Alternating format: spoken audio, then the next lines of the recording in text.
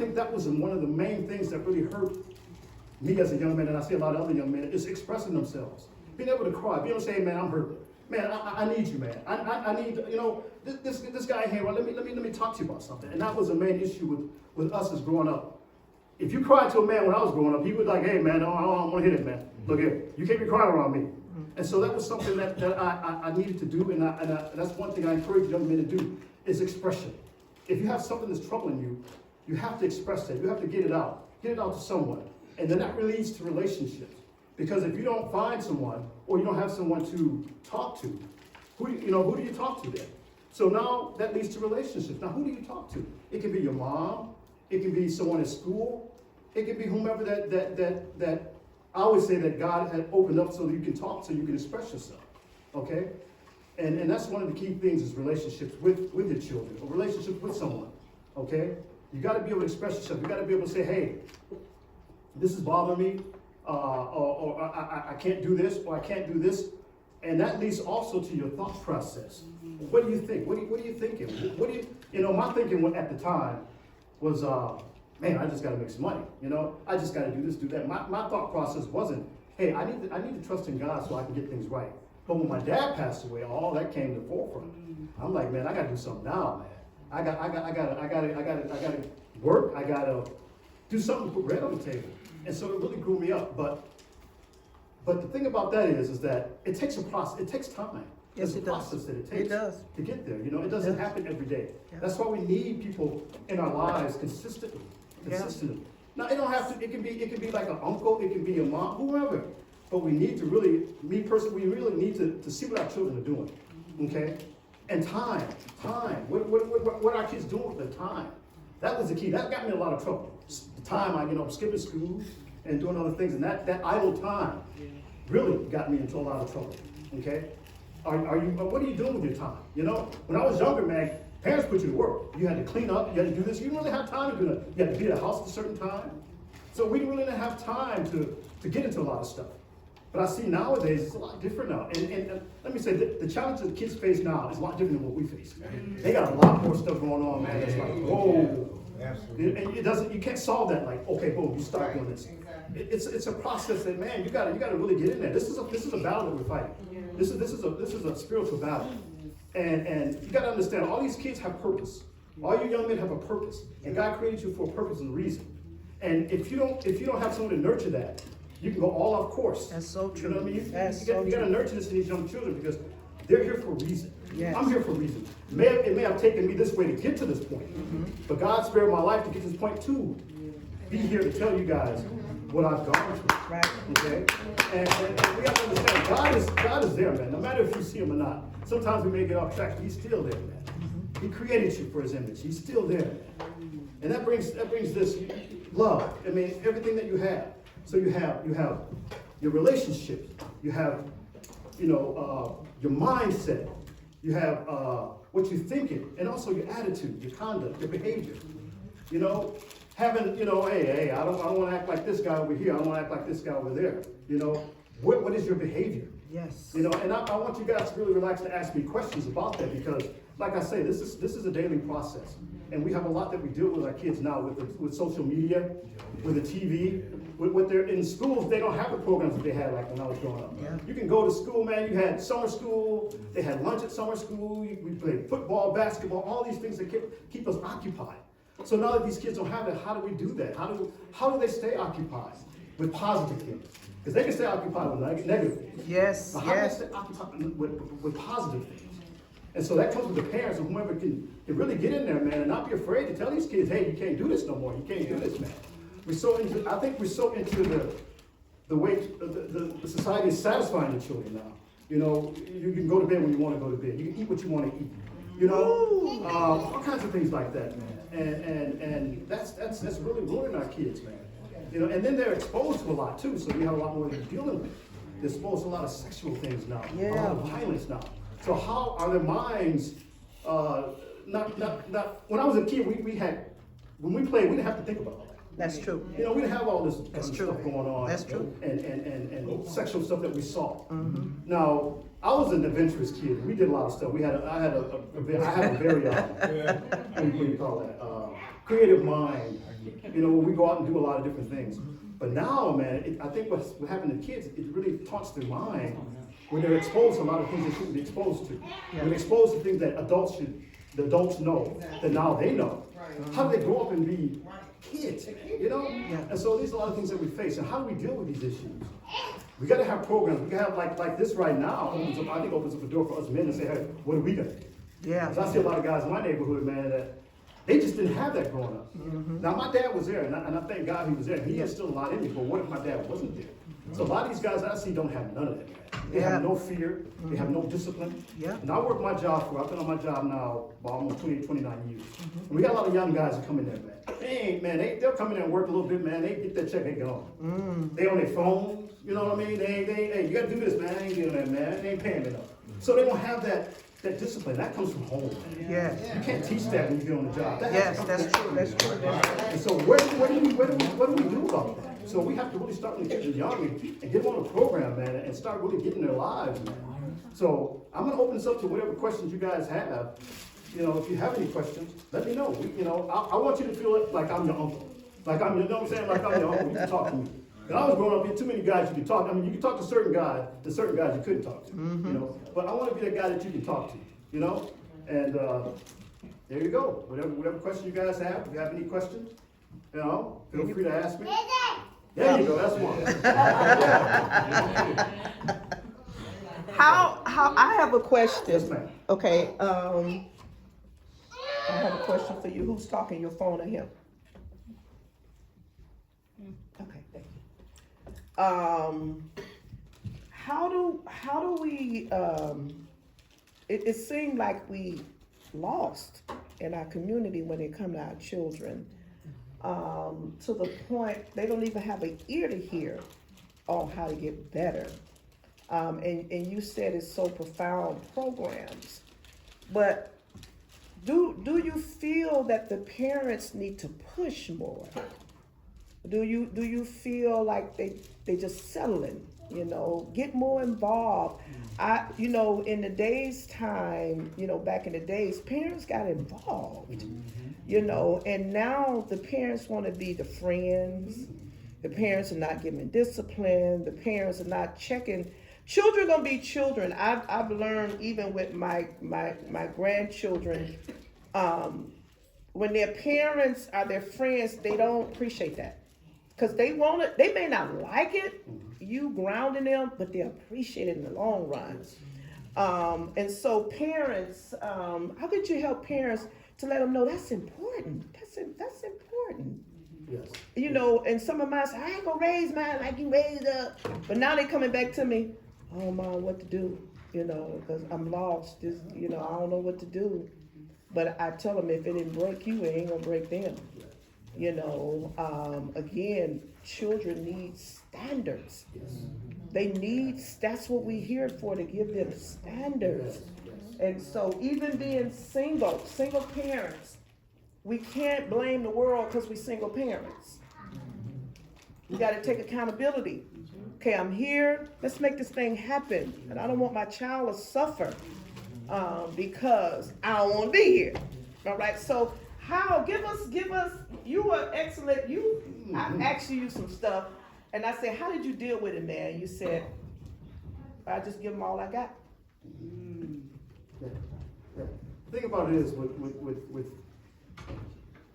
young men especially, there's a certain way you got to handle young men. Like I said, young men men aren't difficult. It don't take much to please us.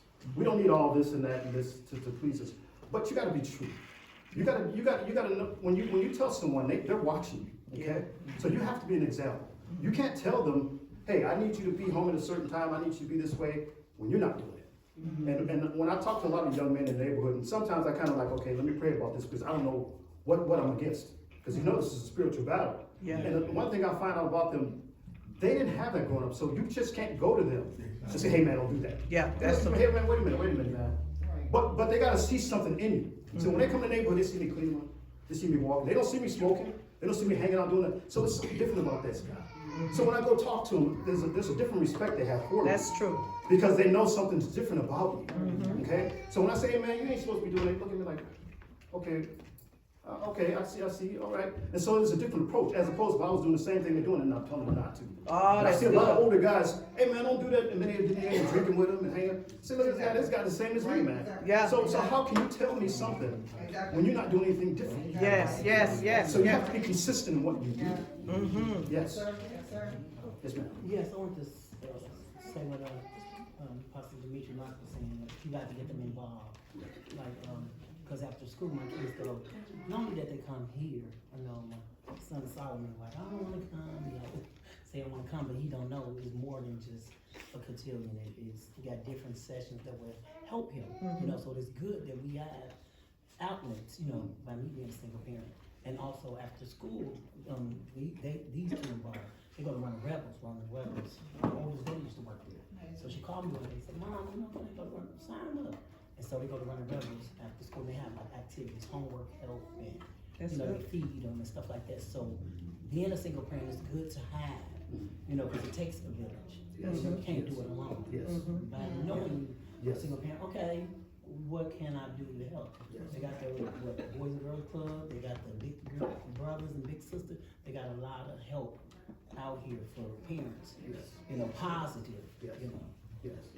Yes, also being nosy, man, being nosy to your kids. What you got there? What's in there? Yeah. What you looking at? Yeah. I know when I was growing up, my mama nosy. I know my mama. What you looking at? It's in your pockets. She wasn't afraid of that. And so that was a good thing too. And you know, yeah, of course it's gonna bother your kids. Yeah, you're supposed to parent. You're parenting. Yeah. Your parents are not your friend. I mean, Yes. you know what I mean? It's not, you know. As they get older and we get adults, we become friends with our parents because now we're older, okay? And you become a friend with your parent, although they're still your parent.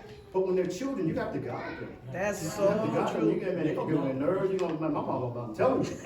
Really, my mama, man. And my dad. My dad was like a drill sergeant. Yeah, Trust it me. was. Mm-hmm. Man, he had dinner on the table a certain time, he had to be in a certain time, and he wasn't shot with discipline. He often told us, he would often tell us, hey, we're going to the store. Don't you ask for nothing. Because I don't have any money, I don't want you to embarrass me. Yeah. And we had to respect that. Yeah. Mm-hmm. And I was a daddy's boy. Everywhere my daddy went, and my dad was a bar. My dad was a bar, man. And I would like, zip it. Whatever my uncles did, zip it. You know, I respect that. You know, and you have to have that, man. You got to be nosy to your kids. You got to be in the business. I don't care what, because you're looking at the bigger picture. Yeah. You don't know what they're going to become. And what we're doing is we're in their lives to help them be what they be, what God wants them to be. So we got to help them get there. And they need all the help they can get, man. Yes. I don't care if it hurts you, long as I know you're going to get where you need to be. I don't care if you don't like me. Yeah. As long as I know you're going to get where you need to be. That's it, Because God that's it. holds me accountable for that. That's so good.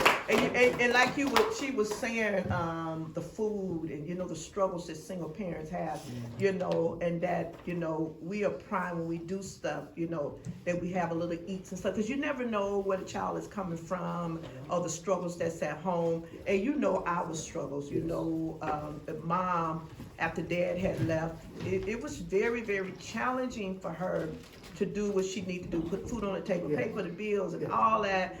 She never came to us, oh, I can't do. She always was that strong person, but we never knew what was happening behind the doors, you know, trying to make sure everything worked well.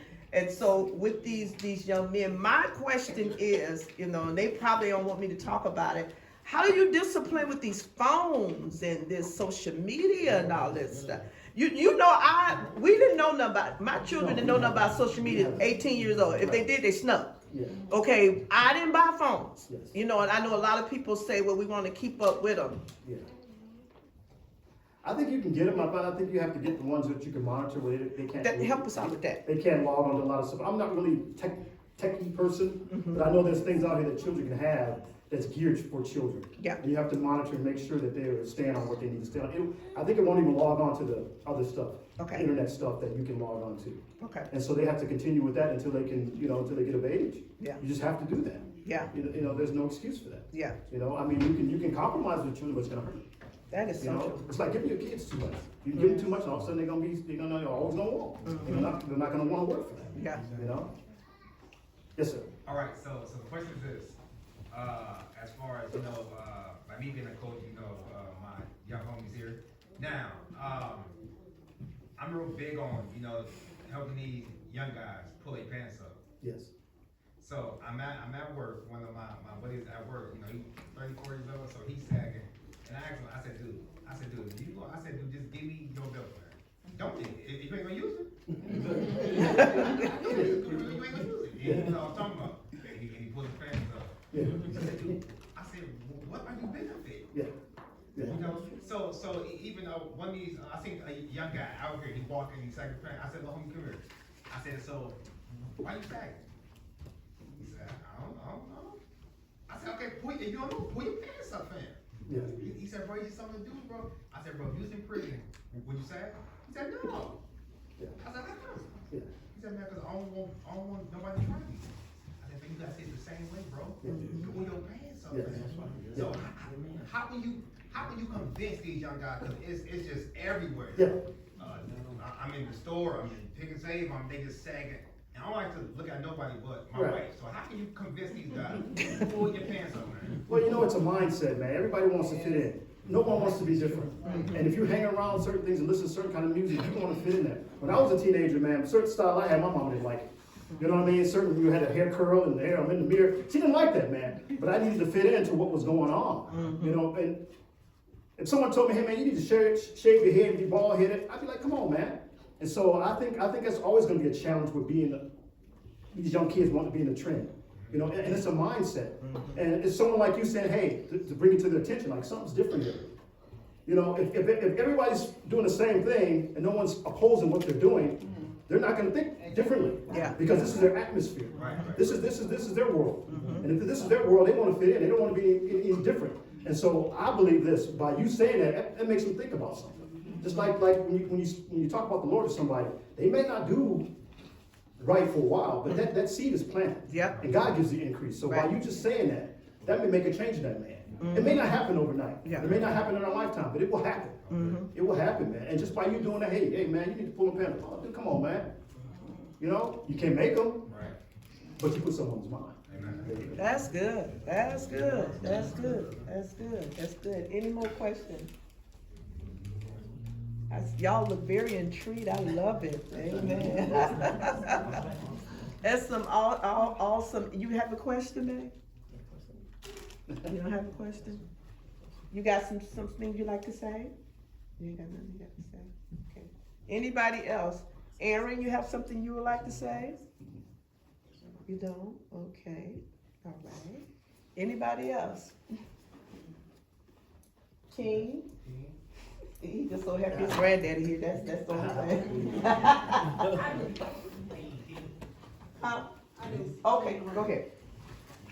I just got a question. So I got 3 boys, and they range from the ages of 2, 6.5, and my oldest will be 10 in July. So I don't know your story in depth, but how do you deal as a man? I got, like I said, 3 boys, and they all are different shades of brown. So one thing I deal with my oldest is the thing with the male and the mother. He uses his demeanor in the sense of he don't realize it yet because he's still a baby. So let me reword that. He takes more of his aggression out with his dad with me, and he don't know how to deal with it. So I'm still learning how to deal with it myself because my situation with my dad was a little bit different. So I don't know. I'm still learning how to deal with his emotions and his expressions of cause he sees his dad. He does have a bond and relationship with his dad, and periodically on alternative weekends and things like that, he has a relationship with him. But he wants more, and I can't give him that. And he don't know how to process it, and I'm still learning how to deal with it, with how to deal with his frustrations towards that as a young man. He doesn't realize it. Like I said, how he portrays some of his anger on me, and then when I see him in the aspect and perspective of his dad, it's he adores him, and it's I just want him to understand some of this anger. I'm not saying me and him don't have our differences, but I'm trying to get him to understand some of this anger and aggression that you put off so much towards me. I'm still learning how to deal with it with him because it's not for me. Yeah. It's not for me. I think too, when kids are in 2 separate homes, I think sometimes they take on the burden that, this is maybe my problem. This is maybe I'm causing this. Yeah. And so sometimes they'll take the anger out on one parent because in my mind, you should be together. And you should work. And I think too, sometimes when you have two separate homes, you have two separate things going on. Yeah. Daddy's telling them this, mom's telling them this. You know, and if you're not on one accord with that other person, you're gonna have that battle. Yeah. Because he get around dad say, you can eat this, do this, do this. Mom said, no, you can't. No, dad said, you know, so you're gonna have that. And I think with that, that's a tricky situation. It is. With children. That's a hard one. It is. That's a day-to-day process and just taking it day by day, because you can't, there's really, what is the solution of that? You know, you can't say don't be around your dad, because he needs to be around his dad. Right. Okay? And then if he's taking NRE, you gotta figure out, hey, what's going on here? Maybe I need to get dad and we need to sit down with him. Yeah. And we need to have a family discussion here and see what's going on and let him talk. Let him say, why are you doing this? And see what's on his mind. And I think that's one thing to get children to talking, man. That's one thing I lacked when I was growing up, and I think that was one of my hindrances, expressing myself. Yeah. It was hard for me to talk, man. I'll bottle something in for a long time, and it'll come out a different way. And my wife can tell you right now, I still struggle with that, because that was suppressed in me. Yeah. Not to talk, not to show your feelings, be a martyr, you know. And then that comes out in a different way. Yeah, it it comes out does. with me not saying nothing. It comes out with me not being kind to her. It comes out with me being mean to my children. I'm not physically abusive, but you can be abusive in different ways. That's right. You know That's what I so mean? You true. cannot, okay, she said something, I ain't paying no attention to. So, you know, that all comes from communication. And that's one thing I would express to children: communicate, man. Get it out, man. You know, don't bottle that in. If something's bothering you, say it. You're not gonna look like no chump. Now, I used to say we were like punks when we did that, but it's not true. Yes, Because right. I know one thing: once God heals your heart and he heals my heart, I cry a lot more than I cry all the time now. I mean, I cry for her, I don't cry, but I cry a lot because I'm able to do that. I'm able to release that pressure. Yeah. And Yeah. it's good. Yeah. I would have done when I was younger, man. I'd have been on a better road, man. I was trying to be on, you know. But you know, it's funny how God still, no matter what you go through, he'll still get you where you need to be. Oh, And I my don't want God. these young men to be 60 years old and say, oh, no, I got it. Yeah. You're 60. You can get there before you get there. Yeah, Before yeah. you get 60 and have a better life. Yeah. We all have challenges out here. We all have things we have to go through. This is the world we live in. There's evil in our world. Okay? We can't get around it. Yeah. But how do we deal with that? How do we fight that battle? That's so Prayer, true. talking to God, conversation, talking to God.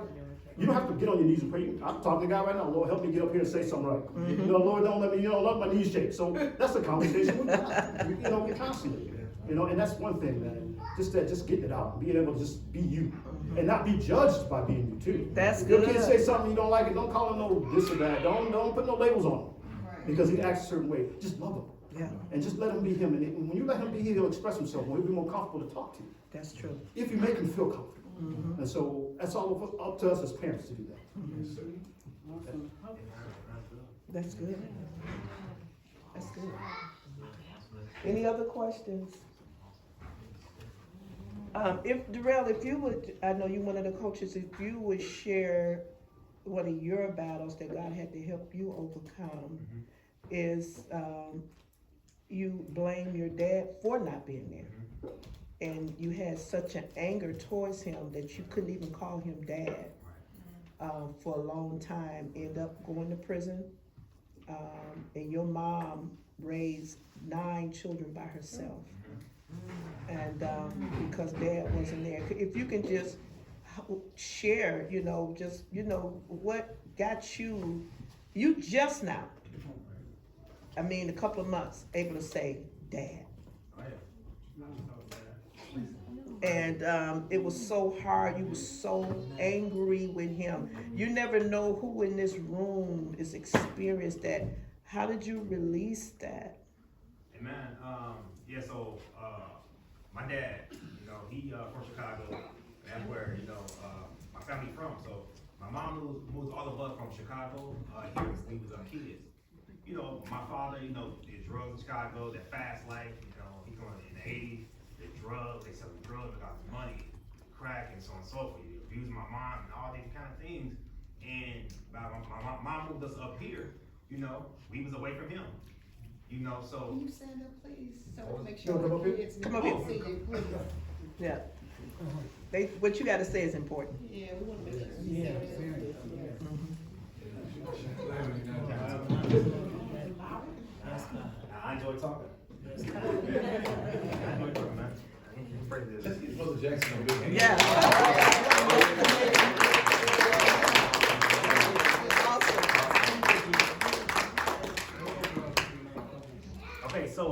as me, I go back. So my mom, you know, so I got 9 siblings. We all from Chicago. My whole family, grandma, granddad, Chicago. Right, so my mom moved all of us down here, all 9 of us down here, when we was kids to escape, you know, Chicago. You know, my dad, you know, beat my mom, the fast life, the drugs, and you know, I just found out recently. You know, I went to my dad and asking for forgiveness. And I just found out that he's been in prison 4 times. So all my life, I'm thinking, you know, he been in prison 1 time in Chicago, street life, and so on and so forth, not knowing. I was holding all this hatred all my life, you know, against my father, because it felt as though, like, bro, how you gonna, you know, make all this money and the street life, Chicago, so on and so forth, and you just gonna abandon us, bro? Why did you lay down with my mom if you could just gonna, you know, I mean, throw us away? So all my life, you know, I grew up hating him, hatred towards him, and I always told myself, I said, I'm not doing nothing that he did, right? Because I don't want to be a part of his heritage at all. Screw you, I'm not nothing. So by him smoking drugs, you know, I rehearsed not smoking at all. So cigarettes, I never tried a day in my life. Black and mild, never. Smoking marijuana, cigars, never. I never done a day in my life. But you know, the problem was I did not want to be a part of him at all. Yeah. You know, and you know, he used to drink, so and so. I never tried liquor a day in my life. Beer, liquor, anything. I don't know how it tastes. You know, because I don't want to be linked to him at all. You know, at all. Because I felt that as though, you know, you abandoned us, bro. You know, you abandoned us. So all this, you know, he told me the stories now. In Chicago, he said they was making about 100,000, you know, a month off drugs and so on and so forth. We even moved down here. We getting evicted. My mom was 9 of us, struggling, come home one day, lights off, you know, my mouse and so on and so forth. So as my mom is telling us about this story, it's causing more hatred. Yeah. More hate. So it's 9 of us making all this money, and you just gonna abandon us? So yeah, I mean, it just boiled more hatred towards screw you. I don't want to be a part of you at all. You know. So and what I had to learn was this. And you know, what I had to learn is this. I couldn't blame him for everything. Yeah. You know, and I was all my life. I won't blame him. I mean, no. You is you. And then think about it. I went to prison, right? In high school, and I was so mad at myself. I said, "Oh, I did something that he did." I was so mad because I ain't want to be a part of him. And you know, I really learned from that lesson. And I went to prison because I was trying to find a man. You know, I ain't had no black man I can follow or look up to. So just like the man said here, you know, I just went to somebody, you know, some young guys in the community who I can link up with. Y'all don't got dads, I don't got dads, man. Let's just go, you know, be bad or something, man. We grabbing, all our shotgun. We went and we robbing everybody. You know, because I mean, those are the only guys I was able to link up with. Wow. We spoke the same language. So I look up, you know, I had 5 armed robberies. You know, I went to prison, 5 armed robberies. I admitted to them. All glory to God. Went to trial. I filed. The Lord helped us beat 4 of them. Wow. Beat 4 armed robberies. And I went to prison for 2.5 years, and 5 out. So that really taught me. So I want to just, you know, let the young guys know here, you know, dude, I know it's tough, you know, not having no black man, you know, but just keep on searching, you know, just keep searching. And one thing about me, I used to link up, just like, you know, I don't work at so many warehouses, so I will link up with, you know, some of the old heads there, and I found one, you know, that I will consider my dad. Old school, what's up, man? OG, what's up, man? What's up? OG, what's up, man? What's up? You know, so I just link up with them. Even when I was in prison, you know, man, I wanted a man that I can, you know, talk to. And this old head, he did 25 years. He had 1 year left. So when he found out about this young guy being, you know, in prison, he can't talk to him. He's a Muslim. Can't talk to him. Durell, man, what's up, so and so. And I mean, it just me and school just linked up. And he was teaching me so much about the mistakes. He was in there for murder. When he was a kid, he said, Durell, listen, don't follow nobody when you come home. He said, how many of those guys sent you canteen money? I said, man, who all showed up to come visit you? I said, hey, nobody, bro. He said, exactly, out of sight, out of mind.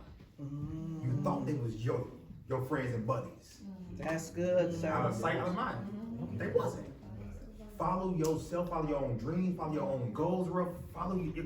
Just follow what's in your heart. When I came home, I evicted everybody. Don't call me your high school friend, nothing. and to this day, I ran into some of my high school buddies. Durell, man, hey, what's up, man? Let's link up. No. I hear what he told me. Out of sight, out of mind. You ain't drive 2 hours up north. I'm serious. Yeah. My mom's struggling to send me canteen money. Okay. You ain't check on my mom? No, we not buddies.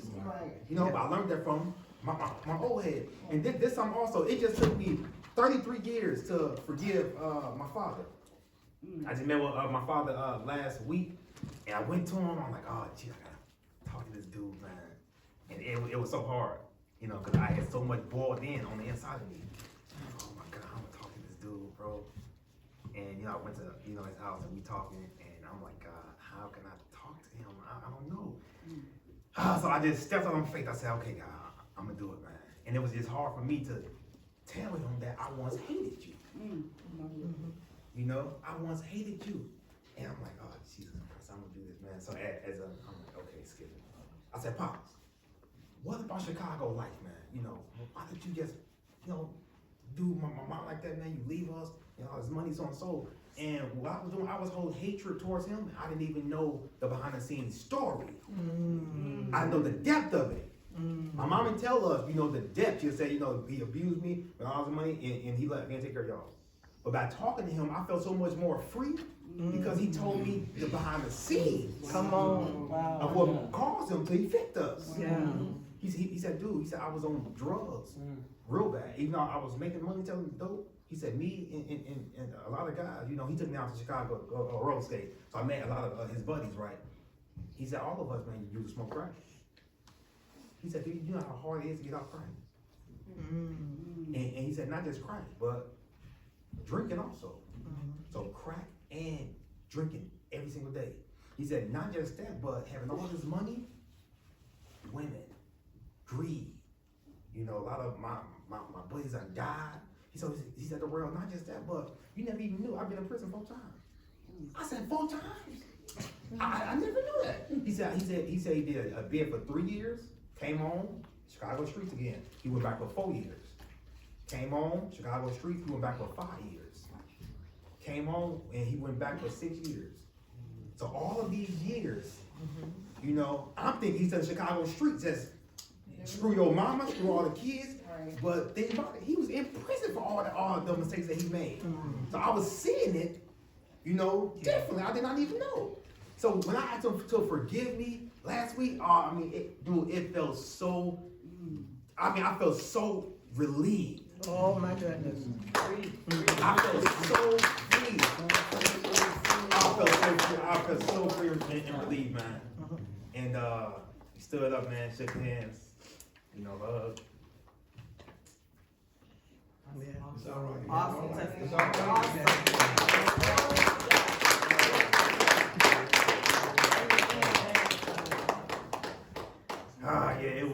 It was awesome, man. And, to this day, man, we close friends now, man. Yeah, that's beautiful. Close friends, man. So. Yes. Lord. Awesome testimony. Amen. Yes.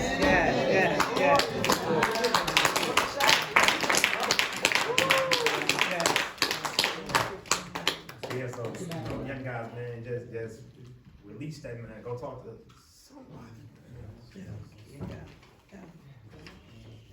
And it's okay to cry. Because God wouldn't gave you tears if you wasn't supposed to cry. That's right. In the Psalms, He tell us to cry out.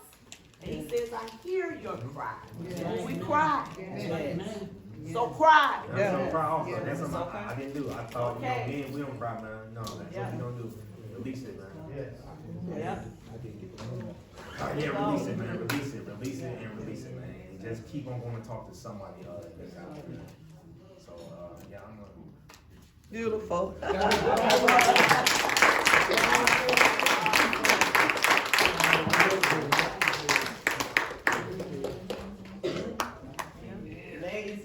amazing. Yes, thank you.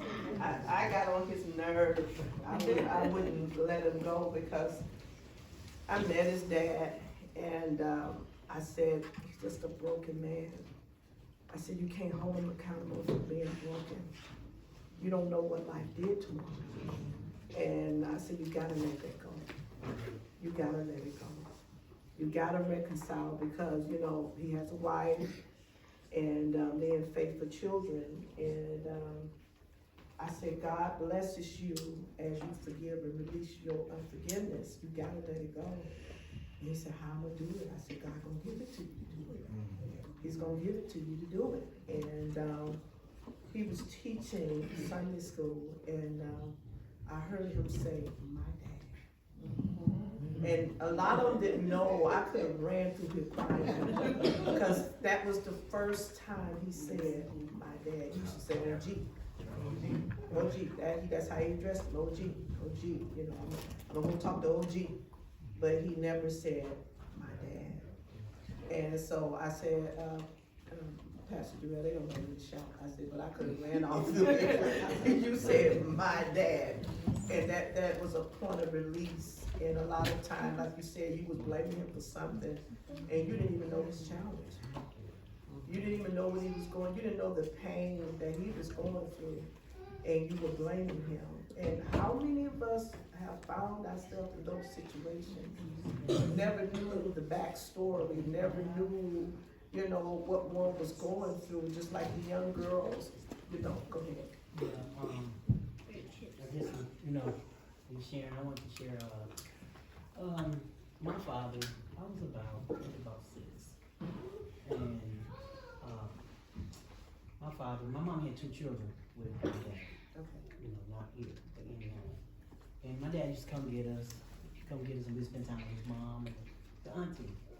And so, I remember he was in the kitchen and my mom and my brother was talking. I guess my mom was telling my brother that my dad had went to jail. My dad was a Vietnam veteran too as well, and so kind of knew like, okay, I ain't gonna see him for a while or whatever, but I didn't know that he was at some type of garage party. He left and came back, and he killed 2 people got killed in the midst of all that happened. And so I think I used to write him all the time. I call my aunt. You know, he used to have a phone or whatever. But I called my aunt, so I got a chance to write him. I think I was about 21, in my 20s. And then I found out he was, you know, Jehovah's Witness and stuff like that. So I began to learn more, you know, about him. You know, and even then I didn't really like judge him or got mad at him because I know life happened. As I got older, I understand life happens, you know. But I had a stepfather, but I wanted my dad, you know. So only thing I did regret is like, okay, well, it would have been nice if I would have went back to visit my dad. But his mom passed away. I was pregnant with my son Solomon, so I went to funeral in 2010.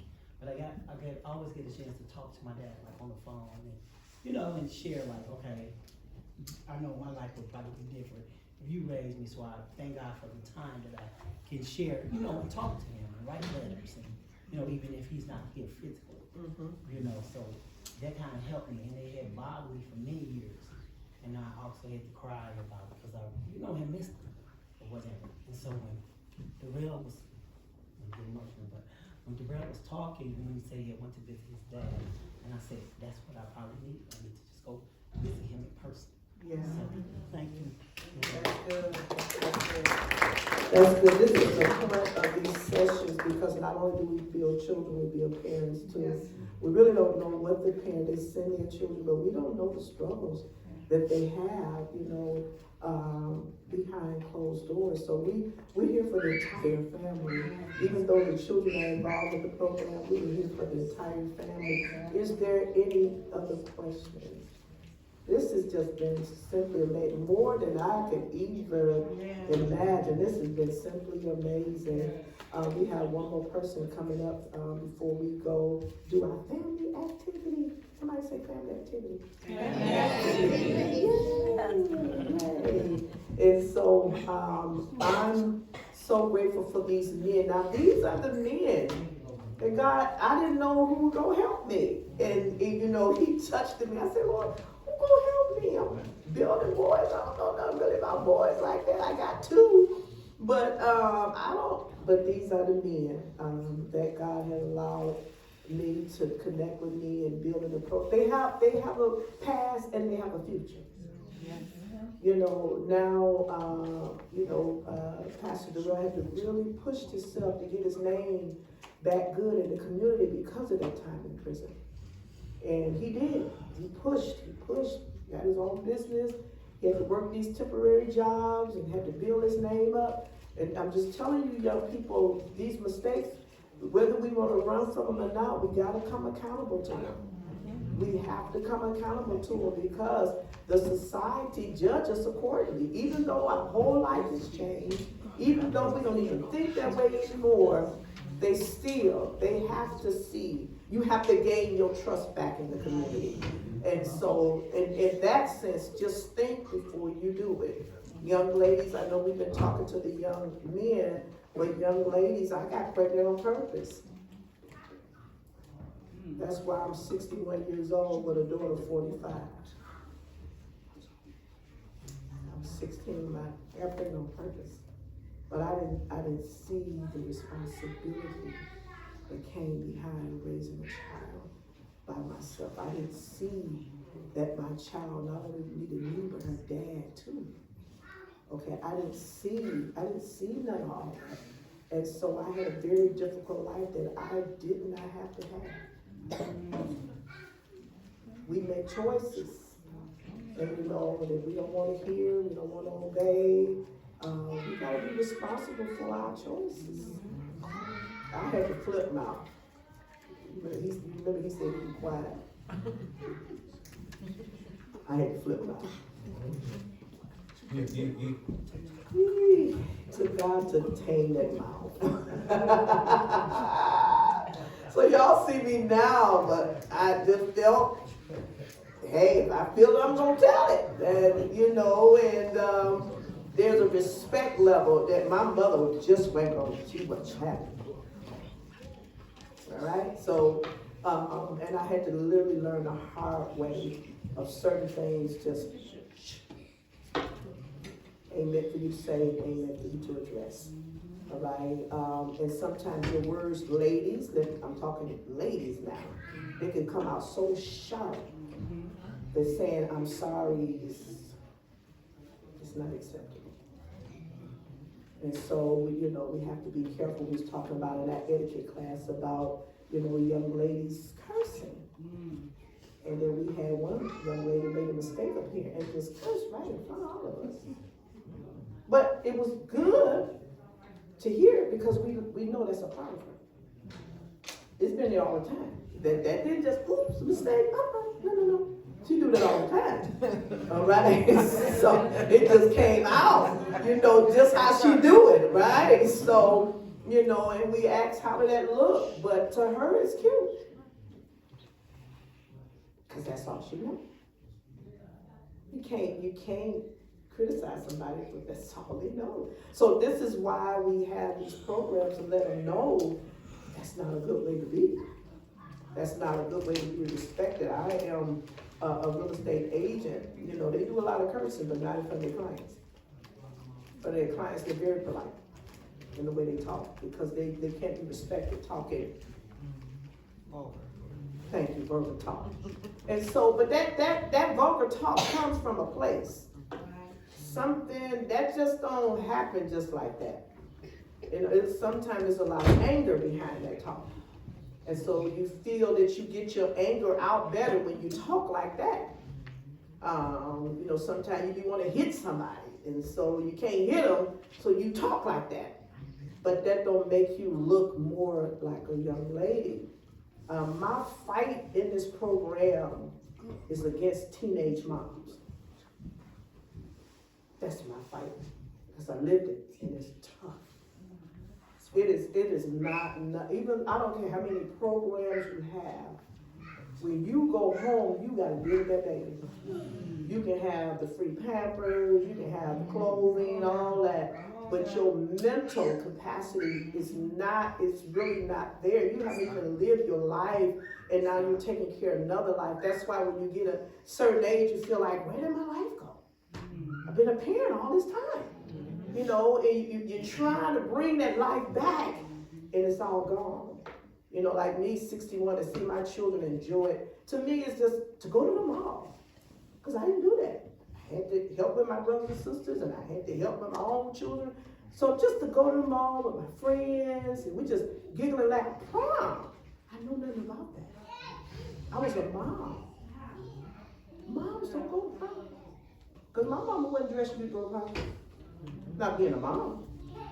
When you become a mom, you got a whole different sense. Whole different responsibility. So to see these girls and the mom dress them all up, that is a privilege. That to me is an honor to enjoy. Yes. Because you can't go back being younger. You can be a child once, but you're going to be an adult for the rest of your life. And that's why it's so important. A lot of our girls are losing their identity because they don't know who to talk to. They don't know who to confide with. A lot of them are angry. Do I have any angry girls in here today? If you be honest. Don't you say nothing. I'm sorry. Look, last time I said they're angry, they all raised their hand because the parents weren't here. But do I still? Okay. Be honest. Angry.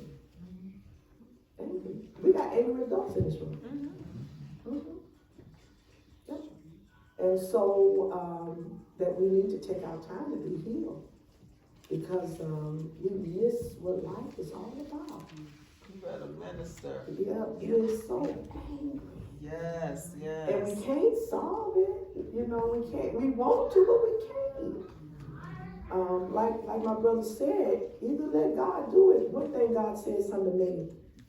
He said, is you going to let it kill you or you going to let me do it?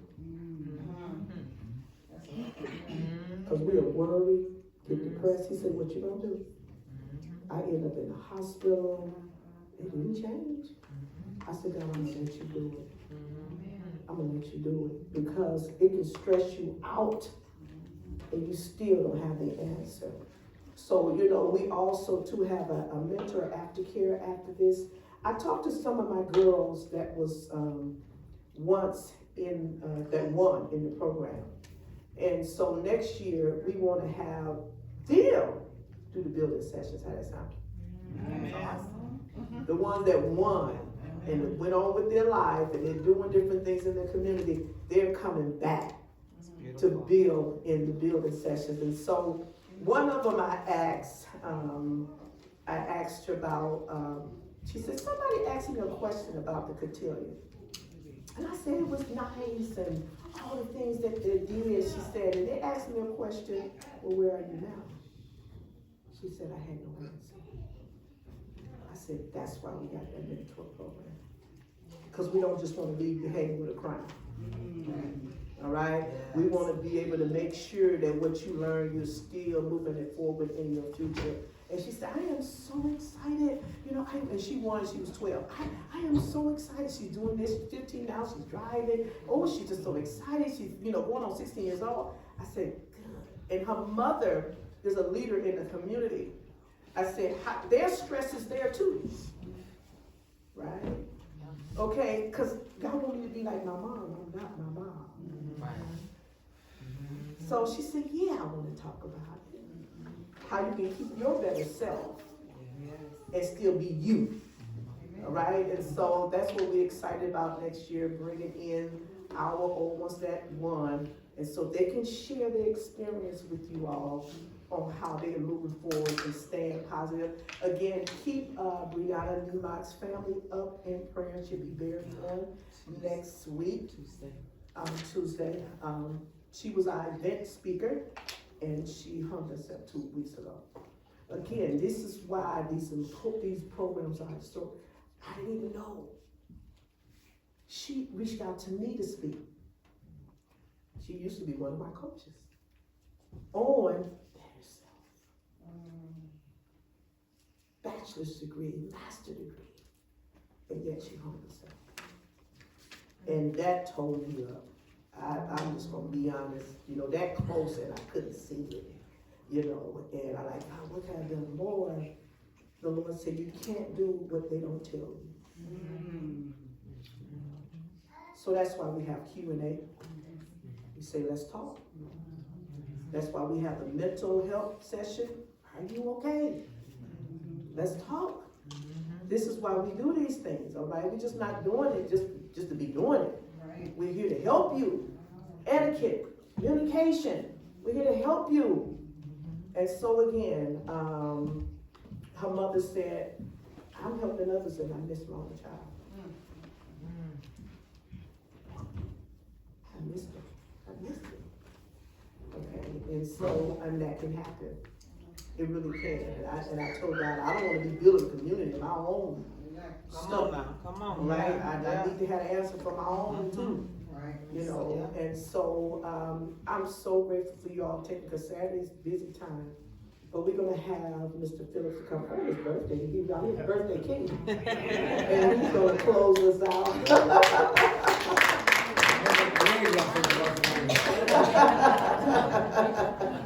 I had Phillips, and this is what he told me. I got a lot in me, but don't let me stay here. He said, don't let me stay here. Pull on me. Amen. Pull on me. Because I've been having this in me for a long time. Pull on me.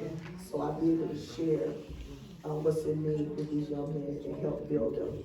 And so at this time, Mr. Phillips. Thank you. All right. Good evening, everyone. Happy birthday. Yeah. I'm a 65-year-old king today. By the grace of God, of course. Yes. Excuse me. First of all, I want to piggyback off of everyone that spoke earlier, especially Brother Jackson. You know, sound like we had the same father. You know, I originally come from a family of 11, 4 boys and 7 girls, and I'm the 7th child. They said there's a thing they used to say, but the 7th child is supposed to be the wisest child. Yeah. It's not true. Out of 11 kids, you know, back in the day, I left the most important thing out. I was raised by both parents, but God had blessed me. I was raised by one of God's angels, which was my mom. And everyone think their mom was just an angel, which they might be. But I'm not saying this for just to say it because it sounds good. I honestly was raised by an angel, God angel. My mom used to say things like, well, I love respecting my mom, and I was taught that, but I used to look at her like she was retarded or crazy because some of the things she would say. And like she would say, you love your enemy. I'm like, what fool the way man? I'm like 17 years old now. How am I love him? Somebody's gonna hurt me, I'm supposed to love him? And I just didn't understand that. Then I'm gonna go a little further. I'm gonna get into my mom's business a little bit. My father, he was like your father. He wasn't a spiritual man. He believed in God, but he didn't live it. My mother, she just was a God. I mean, she lived for God. You know, she walked the walk, talked the talk. And my father was a pretty handsome guy. He was dressed like a preacher. Everybody was a preacher and they didn't know him, but he was dressed like a preacher all the time. So there was women in the neighborhood that knew my mom. It's supposed to be some so-called friend, but my mother didn't go out. She didn't drink. She never drank. She never partied. She was at home, made sure her kids were taken care of. She didn't say, because I got a daughter 12 years old, oh, she was going. My mother didn't play. She didn't play that. Another child cannot raise another child. You know what I'm saying? And while her friend out partying, she was at home taking care of us to make sure our well-being was in place. And that was some of my friends would go out and see my daddy out. And my dad be drinking. You know when a drinking man get drunk, get to drinking. Yeah. He'll slip and do a lot of things that he would do on the norm. Mm-hmm. And some of these women was messing around with my father. And my mother knew it. And I was a little boy. And I used to move around. I was 7 years old, but boy, I guess I was kind of wise, but in the wrong way. I was older, man. I used to see my daddy look at it, and I see the woman. He was so drunk. He was see me. He's so high. I look at my daddy, boy. She all up on him, lipstick all on his white Jack. My dad leave him home. Thing is a boy here come back home, tie hanging back, lifting on his collar, and he don't know nothing. But make a long story short, I'm gonna use a prime example to leave it alone. It was a very good, important lesson my mother taught me. This woman came to our house, and she wanted some flour, she needed some meat. She got about 6, 7 kids at home now, no man. And we got 11 kids in the house. I mean, my father's a good provider now, don't get me wrong, but we didn't have it like that. You know what I'm talking about? We had to count those biscuits out, see who gonna get what. But we ate every day, 3 times a day. So, and all the kids would hang around my house, because my mom she would cook and she would feed whoever. The kids don't even my friends try to hang around because they know my mom was cooking, so they had to get a meal in. My mother knew that, and she would feed all these kids. So one day, I couldn't be more than 8 years old, and this lady that I had seen a couple times in front of my dad, right?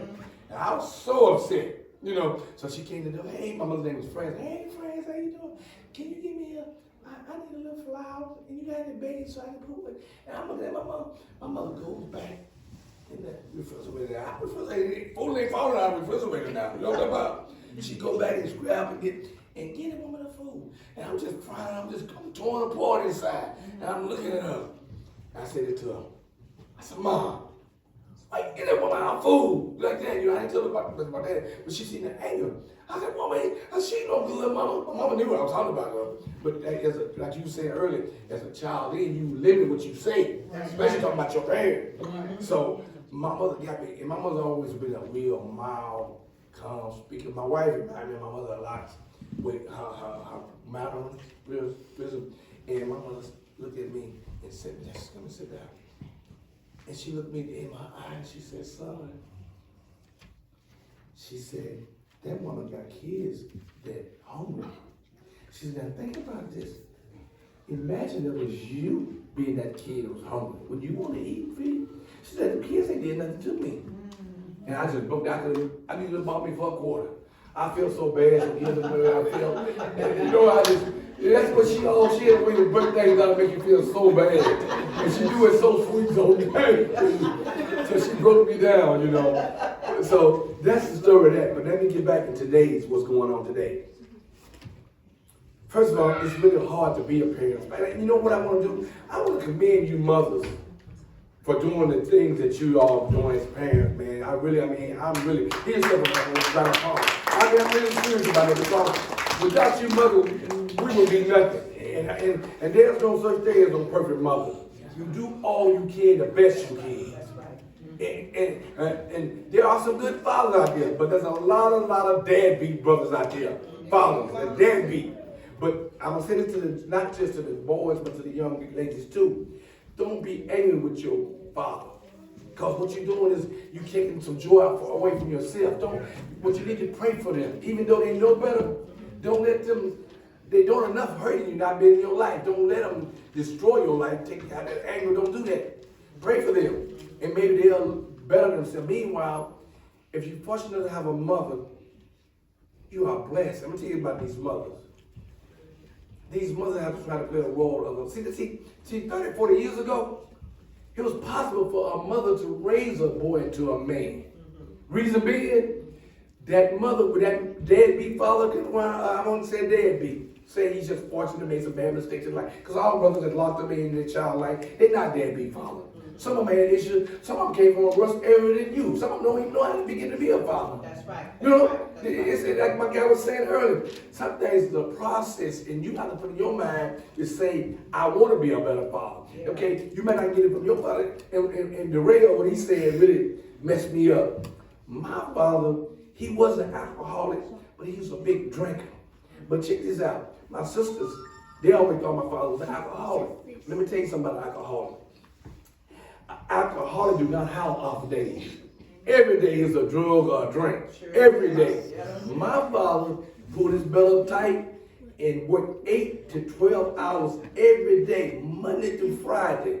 But when Friday comes, all hell broke loose. I'm telling you, he'll come from work with a bottle in his hand, and he'll drink from Friday evening all the way through Friday night to Saturday morning and Saturday evening. And come Sunday, if he ain't home, he'll stumble home. He'll drive home, get out of the car, towel on his back. But Monday morning, he up the first one on the job. Because he knew, like you said, he had a family to take care of. Yeah. He had his priority together.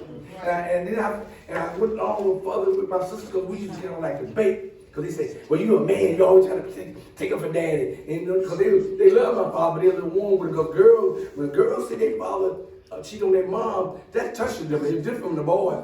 You understand me? And I understood that what he was going through, but I'm still trying to, as we got older in life and we became adults, and I was telling him, I said, Daddy, he wasn't. I said he wasn't. I said he wasn't an alcoholic. He wasn't. I said you can't cut something off from 5 days, then go back and do it the next 2 or 3 days and shut it out. I said then what he did, he had my father had a problem, and the problem as a I love my father so much. I was like Durell. My father never poured out any time with me, but until he did to me. Honest to God, my father saved my life. If it weren't for my father, I'm telling you, my mother was a nourishment person.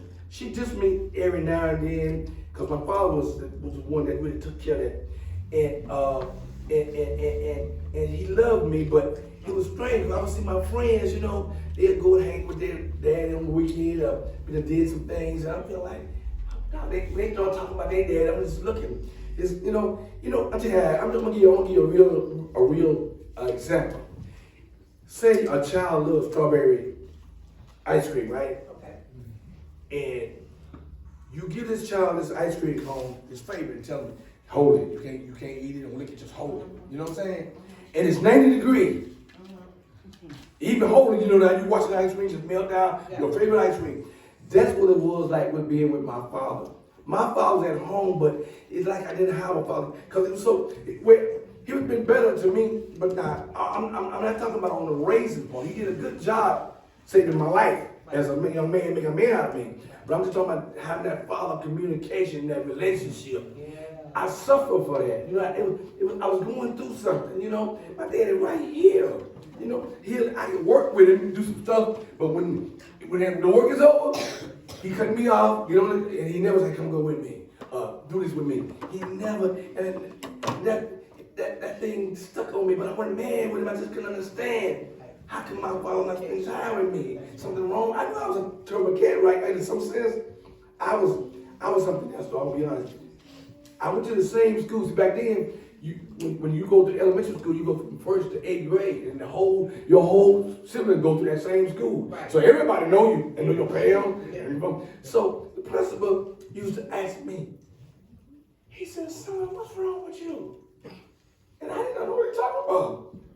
He said, "All of your sisters, you got sisters." But someone said went to school, high school, and left going to college, high school now.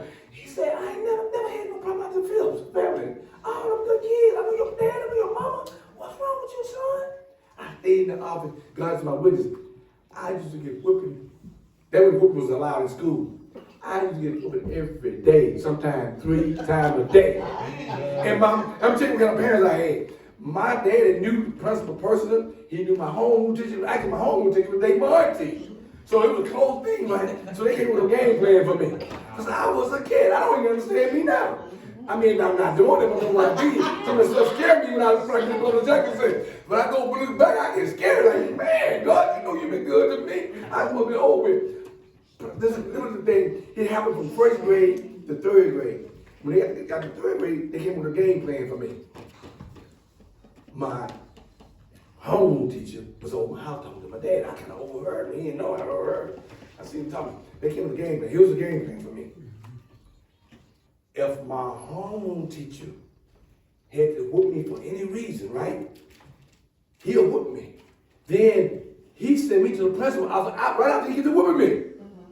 I go to the principal office. The principal, he whooped me. Right after they do, they have to whoop me. I say, then after he whooped me, he gave me a note to take home to my parents, to my father.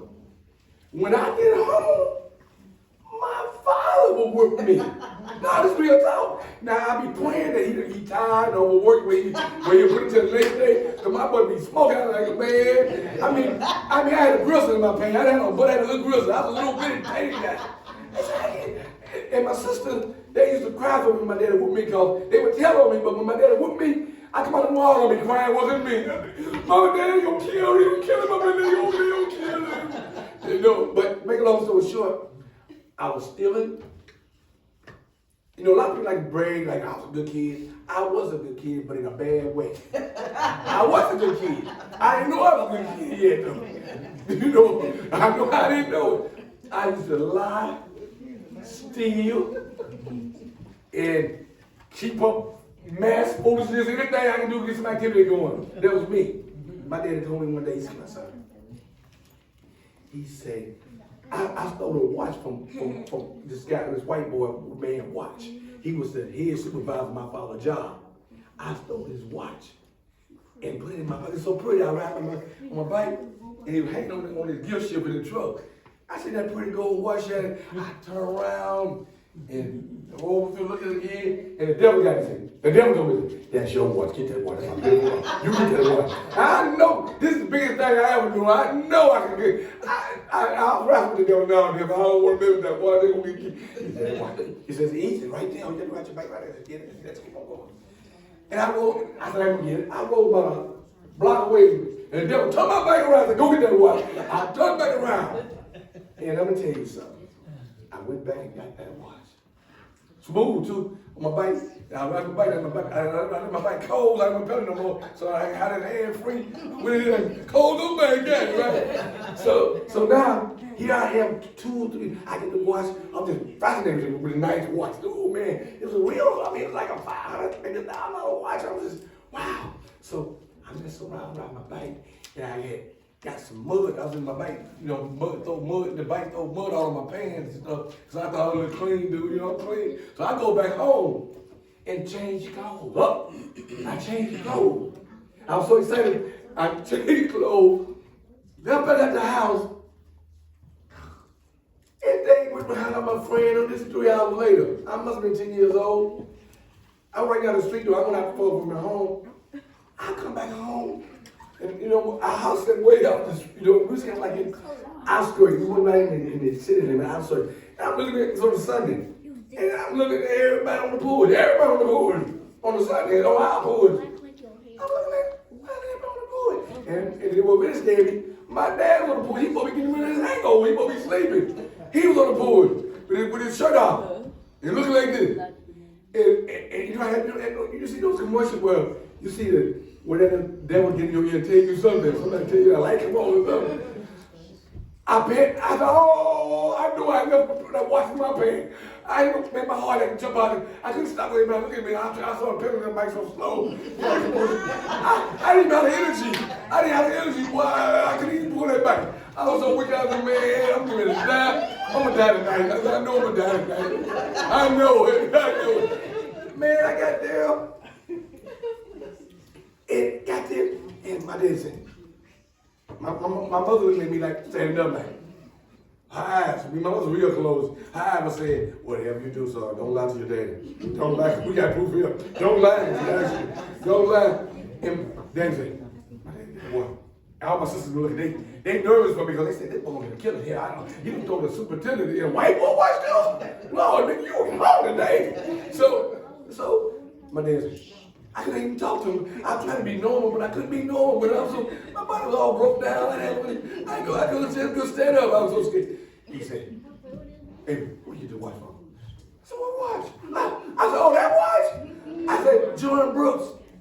John Brooks was a thief. He was the baddest guy other than, I was an undercover guy, bad. Everybody knew that John Brooks was bad. You said John Brooks, it might roll, it might work for you. So I said, John Brooks gave me that watch. Told me to keep it for him. He said, John gave me the watch to keep it. And that was, it was kind of halfway agreed with everybody because my daddy, we knew John Brooks. But John Brooks, he was afraid of my daddy and he was his own dad. So here my dad is moved. My dad tell me what he said. He said, go get John. John lived with like 2 minutes right now. I mean, you know, right now. He said, go get John. I said, okay. There was hope. I said, I believe enough to 20, 30 minutes at least. So I jumped on my bike, go get John. Check this out. Me and John was good friends. And I told John, man, look, I took the watch, must the lane, that was the man's name, the white man that watch. I said, man, my dad gonna kill me. I said, just tell him you. He said, no, sir. He said, ain't tell me to don't lie like that, no. I said, man, no. I was my body, how my body. He said, man, I'm not telling him to that. I told that watch. No. I said, man, he ain't gonna do that. You ain't your daddy. He said, man, I'm not telling him to I'm gonna tell him the truth. Man, I got Joe, I got rolled up, man. I'm so weak. Joe, my daddy said, John, Ray said, Ray, never called my mother name is Ray. He said, Ray said, you told me to keep this watch for me. He said, no, son, I must have been right line on me. He been trying to get me to say that, go home, we always.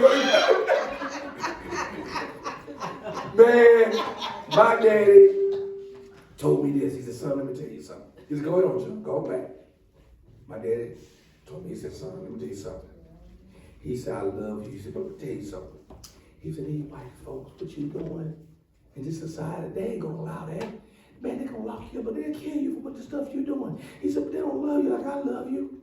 He said, I love you. He said, before I let them kill you, I'll kill you. And you know my daddy literally killed me? That man beat me into the next week. You know what I'm talking about? I mean, I ain't gonna be lying. I ran down the road, just hollering, screaming, I was on fire.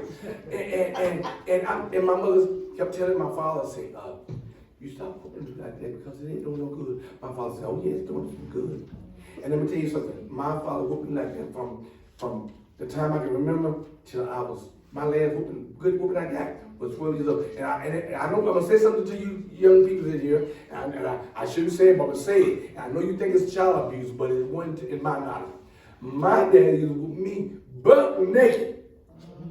And I'm proud to say it, because I really am.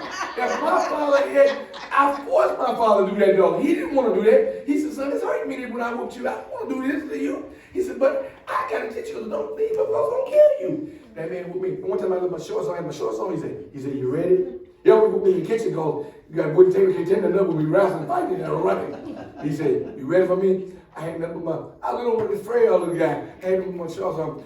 Yeah, Daddy, I'm ready. He said, no, he said, you got my shorts on. He said, I ain't gonna take my shorts up. That bought them shorts for you. I ain't gonna tell them, they ain't nothing to me. But to get back to the reality and walk away, give me another 5 minutes. I want to say to everyone, a lot of black men get mad with me, and when I say this, I tell black men today that we have failed our young black men. We as a whole. I got 5 sons that I fathered, but all these kids are our son. God bless me and bless my kid. Now, me, that's very selfish of us to say, well, my boy's all right, but here's a brother that not fortunate to have a father. Father that is dead, his father on drugs, his father incarcerated. That's our job to reach out like Brother Jackson was talking about. We have to be an example for them and be a father to them, and by all means necessary. We dropped the ball. We talked about, oh yeah, they don't look at pants, saying he hit thug. Yeah, that don't look good, but you reach out, and I tell some, a lot of these preachers, they don't like me neither, because I tell them, you ain't finna win these young boys' soul, because you want to tell them about, hey, y'all pull your pants, you like to do this. They been hearing negative stuff all their life. Yeah. Tell them something positive. Yeah. You know, yeah. Tell them, hey, young man, you know, like I said, I don't talk to this brother with guns and pants with clip this long, bullets, police got killer bullets, police killer bullets. But it's like Brother Jackson was saying again, it's the approach. You can't come to them and talk to them like that. You don't know what they've been through, what they're going through. You don't know. You know what I'm talking about? You have to relate with them. Once they start feeling you and feeling that love, they'll gravitate to you. So I'm just saying, every brother out there got a gun, pants saying not necessarily a bad person. And the one that are doing it, they lost. They trying to identify, you know, and that's the only thing they know. This is to identify. And I want to say to the young ladies, a young girl, a young lady need her father in her life. That young lady, this young lady was speaking earlier. It's just important for that young lady to have her father in her life in some form or fashion. That's right. It really is. That's right. Yeah. Now, what you mothers got to stop doing though, don't tell your child about, I don't care how low down that daddy is. Don't tell your child, he ain't no good, I don't mess up. They'll find themselves, because what you're doing, you're hurting them. That's true. You're hurting them. Now they mad with you, because the daddy ain't no good. Because you said what you said about it. And dad go over there, he gonna say some stuff about you, and then that child caught up in with, you can't do that. Right. And I know it's hard on you, but don't, cause they gonna come back to you, you just give them a little time. As they get older, they'll come back and tell you, mama, that ain't no good. You know, I don't even wanna be around that man. They'll tell you that. So I wanna say here today, that I'm gonna sum it up and say this. I'd like to thank Pastor Lottie and the Lights family, period, for having this format for the kids. And it's a shame that we ain't reaching out, because there's thousands of kids and parents that need to understand this conversation. And I dare you, women, especially you mother, to feel sorry or feel bad about what you're doing. You're doing a great job. Right. Even when you're not doing a great job, you're doing a great job, because you're there for that child. You're still in their life when that father's nowhere to be found. Come on. So I'm just keeping it 100 right now. And give yourself credit. And you at your lowest point, know that God will put you at your highest point. That's right. You know what I'm talking about? So joy come in the morning. Yeah. And one who never received pain without understanding what joy is. You must go through pain in order to know what joy is. Come on. If you've never been through any pain, you will not endure joy, because you don't know about it. So I said to everyone here today that this has been a great format for everybody, and just to love here. And we all here going through some big things. Even when they're not talking about it, we got to have an agenda. But just know that if we continue to love on each other and acknowledge God first, anything and everything is possible. All right. Thank you all. Yeah. All right. Birthday speech. Yes. Awesome, guys. Awesome. We're going to split up, and we're going to go to parents with their children at the table about the mentor. But just a few questions. Children. I just want the children to answer. How old is your brother? Someone can tell me how old is their brother? 10. How old is your brother? 24 and 24? Go ahead. 13 and 3. 13 and 3. 9. 9. 6 and 12. 20. How old? 10? 8, brother. 10 and 16. 10 and 16. Over here. 6 and 1. 6 and 2. 20. Yay! What is your brother's name? Justin. What's up? Up lyric, yeah. Cameron. Go ahead. Hand up. Brother's name. Say it again. All right. Go ahead. Kenny. All right. Oh, Kenny. Yay. James, his name James. His Snooki. nickname Snooki. Snooki. You're going to go with Snooki. Go ahead. Yay. That's your brother beside you, right? Anybody else? We'll talk about their brother. Go ahead. Name. Kevin and Kate. All right. Another question. Are you the only child? All the only child, raise their hand. Yes. Yes, the only child. Only child. Only one in here is the only child. Do you feel lonely sometimes? Or you love all that attention? I feel lonely. Any other only child? You know. All right. Again, what is your parents' name? One child enrolled in our program didn't know their parents' name. Connie, yay. You got another parent that's just Connie? Oh, right. Okay, hand right over here.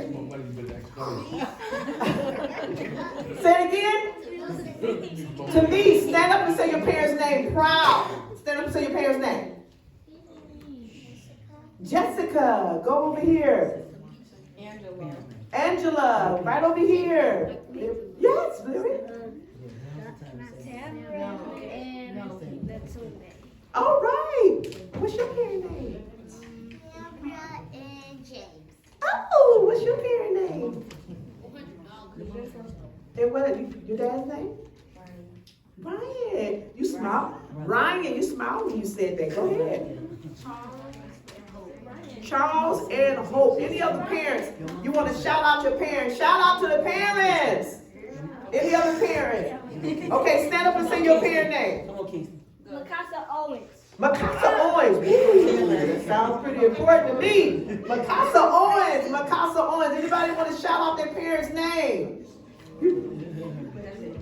All right, one more question. One more question. Do anyone have any pets? Because pets is a part of the family too. Hey. What's your pet name? Cody and Oreo. Cody is a dog. And Oreo is what? Cat. Oh, okay. I'm scared of both. Go ahead. Yeah. I got two guinea pigs and one dog, and my guinea pig's name is Hazel and Maple, and then my dog's name is Chili. Okay. Oh, I love it. Say what? Snowy and baby Snowy.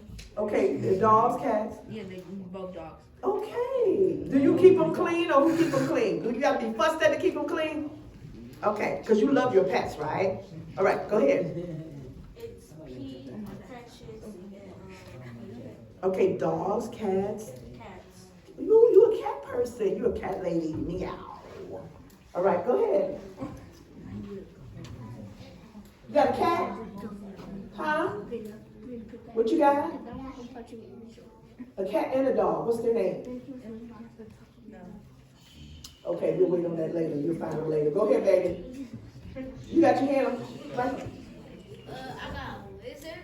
Lizard. And legs, and I got a cat named Tigger. Ooh, I got a pet, y'all. Y'all want to hear about my pet? I got my fish. I didn't hear nobody talk about fish. Goldfish. I got tropical fish. 8 of them. Glowfish. Yes. Latanya, she knows how I'm in love with my fish. I have a video of my fish. I don't train them. They know the different light settings, when it's time to eat, when it's time to relax. Yay! Lyric? My fish died, and then we used to have a turtle. It's a special care with fish. I've learned that. You have to have patience with them. They can get stressed real fast. How many of y'all in here get stressed real quick?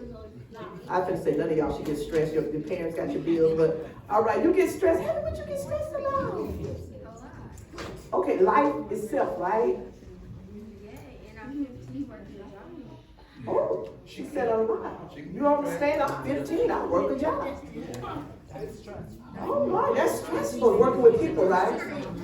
Making your own money. Yeah. Do you have bills? That's good. That's good training. That can be good stressful. Are you saving? You got a savings account? Good. That's a good job. Yeah. And this year she told me, you don't have to sponsor me. I will buy my own now. All right. I have a job. She's been in the program since she was 8 years old. How old are you now? 15. Yeah. Yes. Yeah, that's good. One more question. How many siblings do you have? Okay, all of y'all hands coming up now. Woo. 9. Go ahead. Right here. Yeah, how many siblings? 6. 6. Y'all got some big families. Go ahead. A lot. That's your baby. Go ahead. Are you still counting? You must got a lot. Go ahead. 9. How many siblings? 5. Lyric. 4. 9. 6. No, 3. 3. 4. Aaron. 1. That's it. That's my state fire. Yay. 1. Anybody else? Now, all these siblings, they need to be at the event, right? To support you, push you on. Go ahead. 10 siblings. Oh, all right. Go ahead. 5. That's my comedian. 5. So all these siblings, how many of y'all enjoy your family? Thank God for your family. Yeah. So what we're gonna do right now, I want y'all to split up to the fundraisers. Anybody got their fundraiser packet? You turned yours in. Oh, you got the names for me. Anybody else got their fundraiser packet? Some of y'all turned them in already. Fundraiser packet, fundraiser packet. We need the fundraiser packet to help us in what we do. All right, fundraiser packet. Are y'all planning on turning it in or what? If you are, just raise your hand if you plan on turning it in. All right. Okay, all right. I need you, we already, you said you just want to use that, what you gave me? Yeah, you already gave me. Okay. I just have a question, Pastor. Like, what date are they due? They was due 2 weeks ago. I'm sorry. Okay, I'll have it for you. Okay. This Saturday coming up? I'll have it for you. Okay. Okay. Also, this Saturday coming up, y'all need to be here. We're gonna go through the whole rehearsal for the cotillion. Okay. We need y'all here, then y'all gonna start dance practice.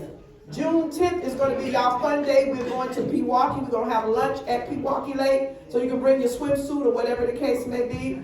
Parents, it's literally for them, so if you want, to drop them off and go do what you have to do, or if you want to spend time, that's fine too. But it's really for them to get to know one another. Okay, but we need that to church, but I'll give y'all more information on that. Y'all get at a table where you can come with your parent, get at a table, and I explain to you why. Yes. We need to put more chairs out, we put up here.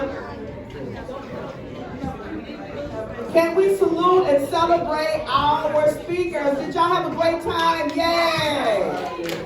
Yeah, y'all did an amazing job. So for y'all that not used to family activities, this will be new. Some of y'all that do it all the time. Okay, if we need a new table, we do have need to bring up another table. Everybody should have a colored book.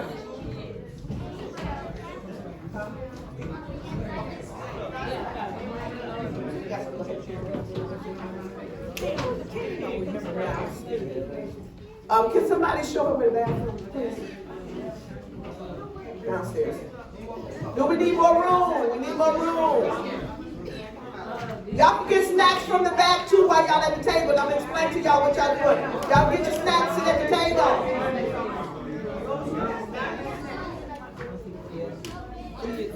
Give me a hug, y'all.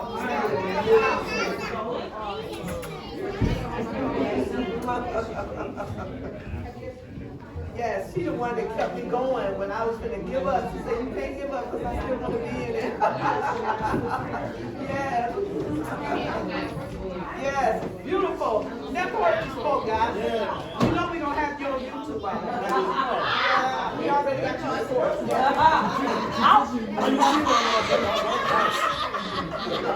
I wake up, mama.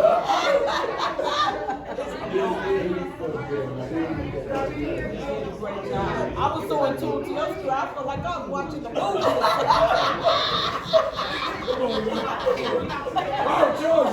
Okay, y'all all got your partner, you're with your parents, we need another table, let me know, we can bring it up here. Russell did an amazing job. Man, I ain't know that dude not talk like that. Yeah, my goodness. The Lord. The next shared it too, she recorded it back too. Do we need another table up here? Yes. You spit it out. Yeah, he was. Somebody just said that was passionate for him. Yeah, it was. We call it genuine.